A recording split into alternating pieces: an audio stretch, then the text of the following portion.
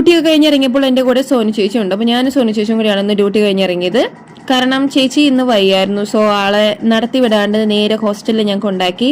ആ വഴി നേരെ ഞാൻ ചാലക്കുടിക്ക് പോയി. ചാലക്കുടി പോയി കഴിഞ്ഞാൽ മോഡി ബേക്കറിലെ ചായക്കടയിൽ പോയി ഒരു ചായയും ഒരു പപ്സും അത് നിർബന്ധ എനിക്കേ. അപ്പൊ അതൊക്കെ കഴിച്ച് നേരെ നമ്മുടെ കേക്കിന്റെ സാധനങ്ങൾ വാങ്ങിക്കണോടത്ത് പോയി. കുറച്ചധികം സാധനങ്ങൾ വാങ്ങിക്കാനുണ്ടെന്നു. അതൊക്കെ വാങ്ങിച്ച് വണ്ടിയിലാക്കി നേരെ പെട്രോൾ അടിച്ചു. പെട്രോൾ പമ്പിൽ ചെന്നപ്പോൾ എൻ്റെ ദൈവമേ, പെട്രോൾ അടിക്കുന്ന ചേട്ടനെ കണ്ടു കഴിഞ്ഞാൽ ഞാൻ ആ ചേട്ടൻ്റെ നിന്ന് കാശ് വാങ്ങിച്ച് പെട്രോൾ അടിച്ച പോലെയായിരുന്നു ആ ചേട്ടൻ്റെ നിപ്പും ഭാവവും ഒക്കെ.